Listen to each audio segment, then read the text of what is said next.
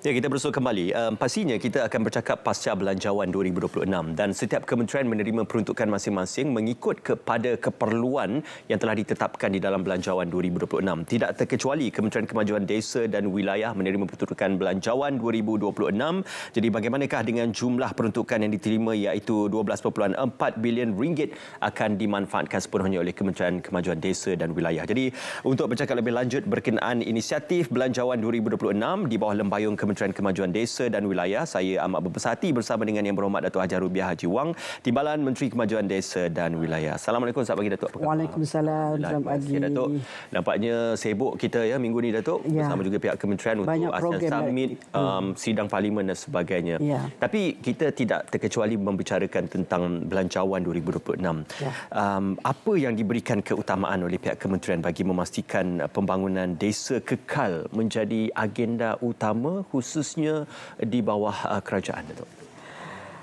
Pertama sekali saya dan juga Kementerian Kemajuan Desa dan Wilayah ingin merakamkan setinggi penghargaan dan terima kasihlah kepada YB Perdana Menteri, Menteri Keuangan yang telah pun meluluskan peruntukan sebanyak RM12.4 bilion kepada Kementerian Kemajuan Desa dan Wilayah untuk peruntukan 2026 yang mana peruntukan ini sebenarnya meningkat sebanyak 0.44 bilion ataupun bersamaan dengan 3.69%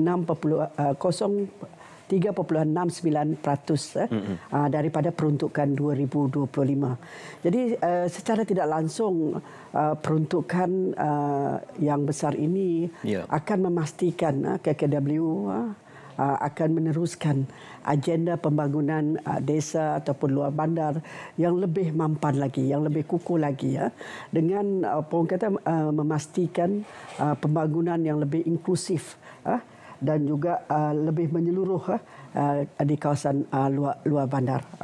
Dan apa yang penting dengan adanya program-program di bawah KKW ini, kita dapat support kerajaan bukan saja dari sudut pembangunan keseluruhan dalam negara, malah juga ia juga membantu dari sudut kos sara hidup dan juga memperkukuhkan sistem jaringan keselamatan sosial di dalam negara kita, khasnya dari sudut pendidikan, dari sudut kesihatan, dari sudut kemahiran dan juga dari sudut ekonomi yang lebih berdaya saing khasnya di kawasan luar bandar. Jadi KKW sebenarnya dengan peruntukan sebanyak 12.9 bilion ini, keutamaan kita adalah yang pertama sekali kita nak memfokuskan meningkatkan prasarana luar bandar yang mana daripada 7.78 bilion dana untuk pembangunan Kementerian Kemajuan Desa dan Wilayah, kita fokuskan kepada peningkatan infrastruktur luar bandar, iaitu jalan luar bandar, jalan jambatan luar bandar, jalan perhubungan desa, jalan ladang pertanian, bekalan elektrik, bekalan air, dan juga lampu jalan, solar dan sebagainya yang mana ini merupakan kemudahan asas yang masih perlu kita pertingkatkan di kawasan luar bandar, terutamanya di Sabah dan Sarawak. Selain daripada itu, menggunakan dana peruntukan yang ini juga, KKW ingin juga memfokuskan dari sudut pembangunan ekonomi, keusahawanan, yang mana kita cuba memperkasakan lebih 20,000 usahawan dan juga belia untuk mendapat latihan kemahiran, peningkatan kemudahan dari sudut perniagaan dan juga program-program penskalaan usahawan-usahawan yang supaya usahawan ini lebih bernilai tinggi lagi. Benar. Dan selain pada itu KKW juga memfokuskan tentang peningkatan dari sudut pendidikan di kawasan luar bandar, terutamanya pendidikan awal kanak-kanak di bawah kemas dengan kita mempertingkatkan lagi kemudahan prasarana kemas, maksudnya tebika dan taska. Bukan saja tambahan baru, kita dapat 6 buah tebika baru dan juga menaik taraf kemudahan yang sedia ada, dan dalam masa yang sama kita memperkemaskan lagi sistem pendidikan khasnya dari sudut pendigitalan dalam sistem pendidikan kemas itu sendiri. Dan selain pada itu kita tak ketinggalkan golongan minoriti, iaitu golongan orang asli, dengan peruntukan 412 juta. Kita akan meningkatkan lagi ataupun mengukuhkan lagi sistem tanah mereka, sistem pendidikan, sistem ekonomi dan juga jaringan sosial, kebajikan untuk masyarakat orang asli. Dan perkara-perkara di samping itu juga kita juga memfokuskan pembangunan ekonomi pekebun-pekebun kecil, yang mana YB PM telah announce 2.4 bilion untuk membantu Felda, Felkra dan juga Rista dalam membantu 720,000 pekebun-pekebun kecil untuk meningkatkan pendapatan dan sebagainya. Jadi secara keseluruhannya KKW cuba meningkatkan ataupun memastikan kawasan pendesaan ini menjadi lebih makmur, lebih teratur dan lebih sejahtera, lengkap dengan kemudahan-kemudahan yang mana boleh memberi orang kata kesejahteraan kepada masyarakat luar bandar itu sendiri.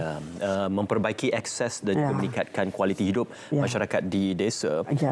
Selain daripada itu juga, Yang Berhormat Datuk, bagaimana belanjawan ini menjadi pemangkin kepada pembangunan desa yang lebih inklusif, seimbang dan mungkin berdaya saing dalam dunia pada ketika ini? Dengan adanya peruntukan ini, secara tidak langsung pelaksanaan projek ataupun program-program pembangunan di kawasan luar bandar akan memberi, orang kata, menjadi satu pemangkin kepada pembangunan luar bandar yang lebih inklusif. Dengan adanya peningkatan kemudahan asas, seperti yang saya maklumkan tadi, jalan raya, bekalan air, bekalan elektrik, lampu jalan, dan sekarang kita tambah lagi dengan panel-panel solar untuk kampung-kampung terpencil di Sabah dan Sarawak, yang memanfaatkan lebih 3,200 buah rumah, yang dia akan memberi, orang kata, pemangkin kepada kehidupan yang lebih selesa kepada masyarakat luar bandar. Dan apa yang penting, kita dapat merapatkan jurang pembangunan di antara kawasan luar bandar dan juga kawasan bandar. Dan secara tidak langsung kita memaklumkan bahawa kepentingan masyarakat luar bandar itu tidak kita ambil remeh, kita ambil perhatian yang sewajarnya. Jadi selain pada itu, melalui program permarkasaan ekonomi kita dan juga permarkasaan pendidikan kita melalui MARA, melalui agensi-agensi di bawah KKW, kita dapat memberi latihan kemahiran dalam menyediakan tenaga kerja mahir kepada penduduk ataupun belia kawasan luar bandar. Contohnya MARA kita ada dalam lingkungan 13,000 latihan kemahiran yang boleh kita sediakan pada tahun 2026 yang melibatkan juga pekerja-pekerja gig. Begitu juga kita juga ada 30 juta untuk kita membuat latihan kemahiran ke TVET untuk berdasarkan industri boot camp. Maksudnya latihan yang berteraskan industri yang boleh menyediakan peluang-peluang pekerjaan. Dan melalui pelancaran ini juga kita dapat lihat apabila kita mengambil kira peningkatan kemudahan luar bandar, secara tidak langsung orang asli pun akan dapat kemudahan ataupun keselesaan mereka dapat ditingkatkan. Bukan saja dari sudut peningkatan kemudahan jalan raya, bekalan air, bekalan elektrik seperti yang saya maklumkan tadi, malah dari sudut kebajikan dan pendidikan orang asli pun makin hari dapat ditingkatkan. Malah jumlah pelajar orang asli ke Menara Gading pun makin meningkat dengan program dan aktiviti yang kita laksanakan. Ini maksudnya peruntukan yang kita ada ni, ia menjadi satu pemangkin ke arah pembangunan yang lebih realistik, yang mana kita boleh lihat ekosistem di kawasan luar bandar itu lebih menarik dan lebih teratur. Dan malah dari sudut pembangunan ekonomi, bukan saja kita menggiatkan dari sudut program-program keusahawanan, kita juga menggiatkan dari sudut program pembangunan ekonomi komuniti, yang mana orang kampung terlibat bukan saja dari sudut pelaksanaan, malah dari sudut merancang program-program ekonomi yang berimpak tinggi untuk kawasan pendesaan dan turut terserta dalam sudut pelaksanaan yang mana boleh meningkatkan pendapatan mereka melalui program-program kita seperti Desa Lestari, program Desa Kerana yang telah kita adakan, yang kita perhebatkan lagi pada tahun 2026. Dan seperti yang saya maklumkan tadi, melalui program pembangunan komuniti kampung khasnya pekebun kecil melalui 2.4 bilion tadi. Risda Velcra dapat membuat lebih banyak lagi program-program penanaman semula dan juga program-program ekonomi tambahan yang mana ini yang menjadi pemangkin utama pembangunan masyarakat pendesaan, bukan saja dari sudut ekosistem kehidupan, malah dari sudut penjanaan ekonomi dan juga peningkatan kualiti kehidupan masyarakat luar bandar itu sendiri. InsyaAllah. Yang Berhormat Datuk, secara kesimpulannya, ringkasnya Yang Berhormat Datuk, harapan dan juga mewakili pihak kementerian, apakah harapan dalam konteks impak utama yang boleh kita rangkumkan hasil daripada peruntukan belanjawan 2026 ini? Okey. Pihak kementerian kita mempunyai KPI, kita mempunyai orang kata sasaran utama kita, dan apa yang penting bagi kita adalah program-program dan juga projek pembangunan yang kita adakan dapat memberi satu kemajuan peningkatan ekosistem dalam masyarakat luar bandar yang mana lebih berteraskan keinsanan, nilai kesejahteraan dan kemampanan yang mana digariskan dalam Malaysia Madani. Jadi melalui belanjawan ini kita juga ingin memperkukuhkan lagi pelaksanaan pembangunan pendesaan itu sendiri dengan memberi penuh fokus kepada peningkatan kualiti kehidupan masyarakat luar bandar dari sudut dari sudut prasarana itu sendiri, malah juga dari sudut ekonomi itu, jurang ekonomi dapat dikurangkan di antara kawasan pendesaan dan juga kawasan bandar.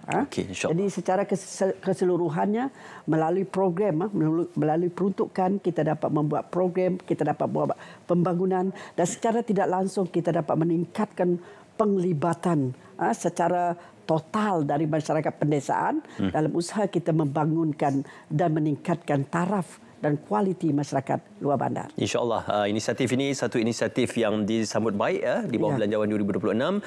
Selamat menjaya dan tahniah juga pada pihak Kementerian Kemajuan Desa dan juga Wilayah. Terima kasih Yang Berhormat Datuk kerana bersama dengan kami pada pagi ini pasca belanjawan 2026 dalam konteks memperkukuh pembangunan desa inklusif dan juga berdaya saing. Kita nak berehat seketika dan kita akan bersama dengan sahabat penyampai kita Muhammad Zul Hanizam untuk cerita pagi di Labuan yang akan bercerita berkenaan tarikan pelancongan Taman Damai Layang-Layangan. Jadi, apakah antara perkongsiannya di Labuan? Sama-sama kita saksikan.